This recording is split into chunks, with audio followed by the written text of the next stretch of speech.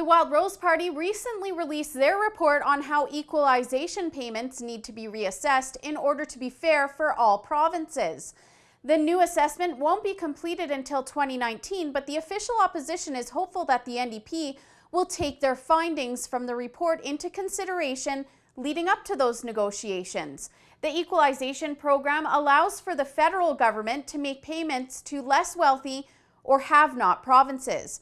The program is included in the Constitution Act of 1982 and began in 1957, and the formula is based solely on fiscal capacity, which is defined as the potential a province has to raise taxes from its citizens. And co-chair of the Wildrose's Equalization Fairness panel, economist Dr. Frank Atkins, describes here some of the misconceptions about the payments. There is this perception out there amongst the public and amongst some of the press that someone sits down and writes a check once a year, and this just doesn't happen. A very simplified way to look at it, to try and understand it better, is to think of it this way. What we're talking about here is, think about Alberta, for instance. To think of all the money the federal government taxes out of Alberta and compare that with all the money the federal government spends in Alberta on various programs. Right? Now, you do that for every province. And so for some provinces, there's a deficit. For instance, in Alberta, I believe British Columbia and Saskatchewan. Right? They are the contributors to what we're calling equalization here. Right? And the recipients are the ones for, if you did this for, say, Nova Scotia, New Brunswick, the Atlantic provinces, you'd find that the federal government spends more in their province than it takes out in taxes. That's the way to look at this. The actual report coming from the Wildrose aims to provide solutions to some of the issues surrounding equalization calculations. They recommend 6 key points in order to improve the program. The first being provincial reevaluations of costs and services. The Wildrose argue that costs and services vary from province to province, and some provinces also subsidize their green energy programs. These services aren't factored into calculations, even though there's so much variance. Other recommendations include providing incentives to provinces for reining in on inefficient spending and reviewing the constitutionality of the program. Wildrose MLA Leela here also says that the program doesn't address how non-renewable resource revenues are considered. The principle proposed by the panel that non-renewable resource revenue should be considered in 2 different buckets is a good one. When non-renewable resource revenue is used to support ordinary operating, that revenue should be considered part of that province's fiscal capacity. In other words, when you use your royalties to pay for services and programs, you should not require as much in equalization payments. We would like to encourage debt repayment and saving.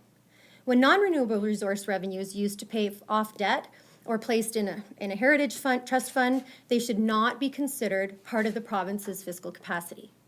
This would encourage recipient provinces to get their own fiscal house in order, take advantage of all the economic activity that resource development generates, but also save for the future. Prasad Panda also says that reforms to employment insurance must be made because provinces are treated unequally here. We need to look at reforming the distribution of the EI program nationally to ensure fair treatment.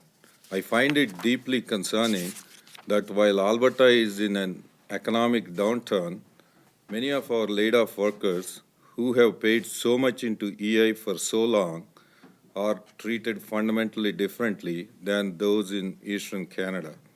There are also so many self-employed contractors who can't get a dime in compensation from the EI program, while self-employed fishers in the Maritime do every year. In fact, last October, 90% of the unemployed in Newfoundland, PEI, and New Brunswick received EI benefits compared to 38% for Alberta, despite the fact Albertans have been subsidizing EI as much as $2 billion in some years. Overall, the report doesn't have a whole lot of positives in regard to the equalization program, and Dr. Atkins also explains that here.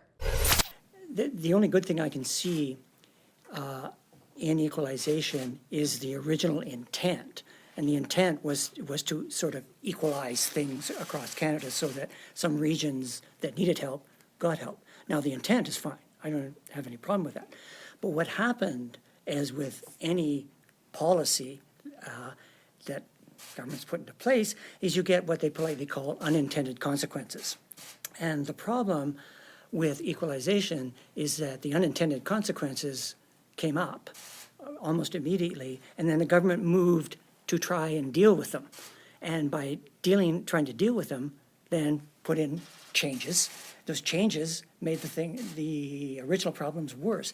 And so I'm hard pressed to say right now, I'm an economist, I'm not a politician, so, but I'd be hard pressed to say, what is good in the equalization program at the moment.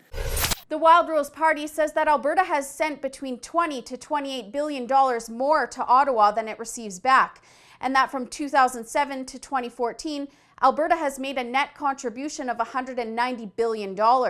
There's no doubt that this is going to be an uphill battle, both to get the NDP to consider some of these recommendations and for other provinces to reevaluate. Many provinces benefit from this money and use it to fund things like daycare and tuition subsidies, but there's no denying that the system is unfair, and certainly a revamp of the program is overdue. As Dr. Atkins suggests, updating and modernizing fiscal arrangements that have been in place for nearly half a century would be an important step to improving the lives of Albertans and the entire Canadian economy. For the Rebel.media, I'm Holly Nicholas. Thanks so much for watching. Have you had a chance to check out my petition at beerfreedom.ca? Click the link below to sign in support of free trade in Canada.